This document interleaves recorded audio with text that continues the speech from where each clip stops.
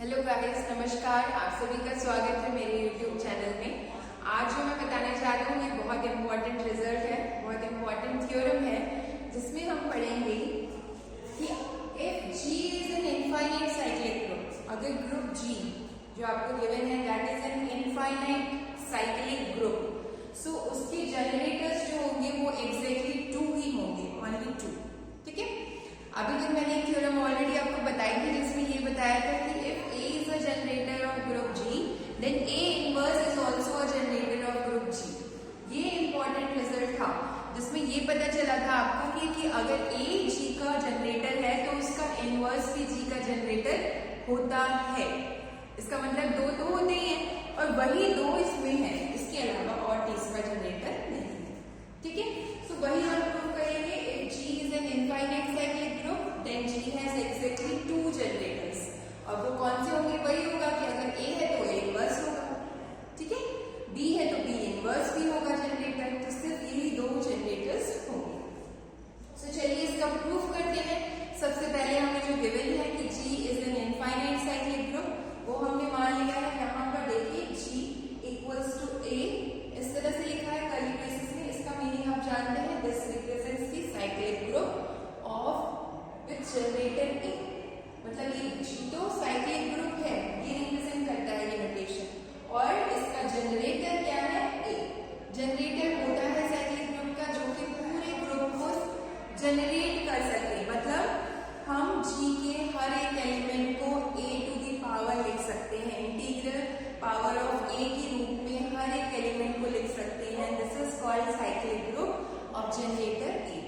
ठीक है, सो हमने मान लिया कि G A से जनरेट हो रहा है, तो G के अंदर जितने भी एलिमेंट्स हैं उसको आप कैसे लिख सकते हैं? इंटीग्रल पावर ऑफ A के रूप में लिख सकते हैं। ठीक है, नाउ अब हम ये क्लेम कर रहे हैं यहाँ पर कि जो हमारा G है उसके अंदर जो A की पावर, A के इंटीग्रल पावर में जो एलिमेंट्स हैं वो सारे के सारे डिस्टिंक्ट हैं, ये हम क्लेम कर रहे हैं। ठीक है, मतलब कि रिपीट नहीं हो रहे हैं, क्योंकि जो हमारा साइक्लिक ग्रुप है, ठीक है, साइक्लिक ग्रुप है वो इनफाइनाइट साइक्लिक ग्रुप है, उसमें होंगे इनफाइनाइट नंबर ऑफ एलिमेंट्स।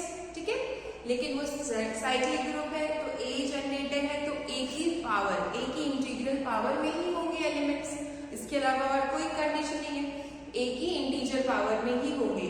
ठीक है, अब हम ये क्लेम कर रहे हैं कि जो A की इंटीजर पावर्स हैं उनमें से कोई भी 2 एलिमेंट सेम नहीं है, मतलब उनकी इंटीजर पावर सेम नहीं है। ओके, ठीक है, तो ये क्लेम करने के लिए हम कॉन्ट्रडिक्शन का यूज करेंगे। मान लेते हैं कि 2 नंबर्स, 2 एलिमेंट्स ग्रुप G के सेम हैं। ठीक है, तो मैंने क्या लिया है? A to the power R equal to A to the power S, जहां पर R और S में कोई रिलेशन होगा क्योंकि R और S इंटीजर्स हैं, तो या तो R बड़ा होगा या S बड़ा होगा। तो हमने यहाँ मान लिया है कि R S से बड़ा है। आप उल्टा भी ले सकते हैं, R लेस देन S भी ले सकते हैं, कोई प्रॉब्लम नहीं। ठीक है, नाउ हमने A to the power minus S का मल्टीप्लीकेशन कर दिया, दोनों तरफ कर सकते हैं, because A to the power S आपका अगर G में है तो A to the power minus S भी G में होगा, क्योंकि ये इनफाइनाइट साइक्लिक ग्रुप है तो इंटीजर पावर अगर 2 है तो -2, A टू दी पावर -2 भी आपका ग्रुप G में होगा। सो हमने उसी का मल्टीप्लीकेशन कर दिया और A to the power -2 inverse ही होगा आपका A टू दी पावर 2 का। अब यहाँ पर बचता है A to the power R minus S, वैसे में पावर्स ऐड होती है। A to the power 0, A to the power 0 आपका क्या है? आइडेंटिटी एलिमेंट होता है, E आ जाएगा, ये होगा A to the power R minus S। तो हमें क्या मिल गया? A to the power R minus S equal to E मिल गया। और एलिमेंट की ऑर्डर क्या होती है आप जानते हैं? Order of an element A कैसे डिफाइन होता है? There exists a least positive integer n such that A to the power n equal to E होना चाहिए। n कैसा होना चाहिए? Least positive integer. ओके, तब A to the power n equal to E होगा, तो n A का order कहलाएगा, order of A equal to n। सो यहाँ पर भी हमारा A to the power R minus S equal to E आ गया है और R S से बड़ा है, सो R माइनस S क्या होगा? कोई ना कोई पॉजिटिव इंटीजर होगा। सो वही लिख दिया है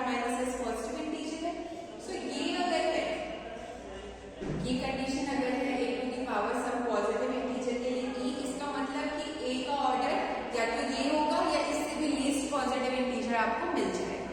इसका मतलब कि ऑर्डर ऑफ ए क्या होगा, फाइनाइट होगा, क्योंकि लीस्ट पॉजिटिव इंटीजर मिल रहा है, इनफाइनाइट तो हो ही नहीं सकता। इसका मतलब order of A is finite. लेकिन ए जो है वो जी का जनरेटर है और जी ग्रुप आपका इनफाइनाइट साइक्लिक ग्रुप है, ठीक है।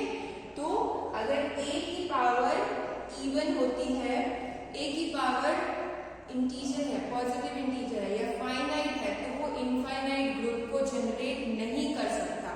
ये आप जान लीजिए। इसकी एक थ्योरम में मैंने बहुत इंपॉर्टेंट रिजल्ट प्रूफ कराया था कि अगर order of A is finite then order of group is finite, cyclic group is finite. और अगर ग्रुप का ऑर्डर इनफाइनाइट है तो उसके जनरेटर मींस साइक्लिक ग्रुप का अगर ऑर्डर इनफाइनाइट है तो जनरेटर का भी ऑर्डर इनफाइनाइट ही होगा। ओके, सो यहाँ पर हमारा जनरेटर का ऑर्डर फाइनाइट आ गया। इसका मीनिंग कि ये इनफाइनाइट साइक्लिक ग्रुप जी को जनरेट नहीं करेगा, जो कि हमारा कॉन्ट्रडिक्शन हो गया, क्योंकि तो हम मान के चले थे कि ए जी का जनरेटर है। सो दिस ये जो हमने एज्यूम किया था कि कोई दो एलिमेंट तो कम से कम इक्वल है इस ग्रुप जी के, वो गलत हो गया। इसका मतलब कि ग्रुप जी में सारे एलिमेंट्स डिस्टिंक्ट हैं, अलग अलग हैं, और ग्रुप जी का जनरेटर है ए। तो हम इस तरह का ग्रुप बना सकते हैं। अब हमें पता चल गया कि एलिमेंट्स डिस्टिंक्ट है, तो यही बनेगा ना, ए की इंटीजर पावर ही तो लेनी होती है। सो ए की पावर 0, ए की पावर 1, ए की पावर 2, ए की पावर 3 इस टाइप से मिलता जाएगा। नेगेटिव भी ले लिया, सो ये इनफाइनाइट ग्रुप हो गया, ठीक है। और साइक्लिक ग्रुप भी है क्योंकि ये ए से जनरेट हो रहा है। So this type of group होगा ये जी, ठीक है। हमने ये रिजल्ट निकाला कि ग्रुप जी इस टाइप का होगा और इसमें कोई भी दो एलिमेंट सेम नहीं होंगे, सारे एलिमेंट डिस्टिंक्ट हैं, अलग अलग है। अब हमारा ए टू दी पावर आर, हमने एक एलिमेंट ग्रुप जी का लिया। सो ए टू दी पावर आर को आप इस टाइप से लिख सकते हैं, माइनस ऑफ माइनस आर, और इसको लिख सकते हैं ए टू दी पावर -1 पावर -1।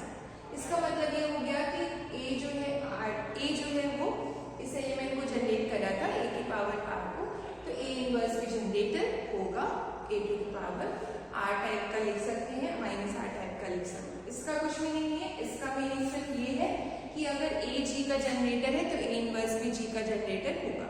और ये एक इम्पॉर्टेंट रिजल्ट भी है, थ्योरम भी है, जिसमें हमने ये शो किया है कि if A is a generator of group G, cyclic group G, then A inverse must be a generator of that cyclic group G, ठीक है।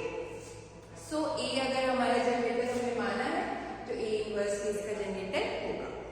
अब हम क्या कर रहे हैं, हमें ये प्रूव करना है यहाँ पे कि एक्जैक्टली दो जनरेटर ही होंगे एक इनफाइनाइट साइक्लिक ग्रुप के। हमारे दो तो मिल गए हैं, ए और ए इनवर्स। अब मान लेते हैं कि एक और है तीसरा, और कुछ प्रॉब्लम तो आएगी, तो वो समझ जाएंगे। आप देखिए मैंने तीसरा ले लिया है A to the power M. M की कंडीशन क्या रखी है कि एम 1 नहीं होना चाहिए, -1 नहीं होना चाहिए, क्योंकि ये ऑलरेडी जनरेटर सिद्ध हो चुके हैं। तो एम की वैल्यू 1 और -1 के अलावा और हो सकती है, ये नहीं होगी, क्योंकि ये तो हम सिद्ध कर चुके हैं कि ये दो ऑलरेडी जनरेटर हैं हमारे इनफाइनाइट साइक्लिक ग्रुप। सो अगर ये इसका जनरेटर है ग्रुप साइक्लिक ग्रुप जी का, तो ये जो जनरेटर है ये ए को तो जनरेट करेगा ही करेगा, क्योंकि ए भी तो इसी का मेंबर है। जनरेटर मतलब क्या होता है, वो हर एक एलिमेंट को जनरेट करेगा, ठीक है। हम हर एक एलिमेंट को उसकी पावर के फॉर्म में लिख सकते हैं। तो ए टू दी पावर एम को भी हम ए के लिए कुछ पावर करके लिख सकते हैं। तो हमने ले लिया वो के है, वो जो इंटीजर है वो के है। A to the power M power K equal to A देता है, ठीक है। अब क्या हो गया, A to the power M into K equal to A, ठीक है। अब हमारा m 1 नहीं है, -1 नहीं है, तो k आप 1 ले लीजिए चाहे -1 ले लीजिए, m k का मल्टीप्लीकेशन 1 नहीं होगा, ठीक है। इसका मतलब कि ये दोनों एलिमेंट्स तो डिस्टिंक्ट हैं। a to the power m k a to the power 1 के इक्वल नहीं हो सकता, क्योंकि m k की वैल्यू 1 नहीं होगी। तो ये दोनों डिस्टिंक्ट एलिमेंट इक्वल हो गए, जो कि गलत है ना। हम ऑलरेडी मान चुके हैं कि डिस्टिंक्ट एलिमेंट्स हैं इसमें, इस ग्रुप जी में कोई भी दो एलिमेंट सेम नहीं है, बट यहाँ सेम दिख गए। इसका मतलब कि ये कॉन्ट्रडिक्शन हो गया हमारे प्रूफ का। तो ये ए टू दी पावर m जो है वो जी का जनरेटर ओनली 2 जनरेटर्स जो कि A एंड A इनवर्स ही है। ठीक है, सो इस तरह से ये प्रूफ किया जाएगा। इस रिजल्ट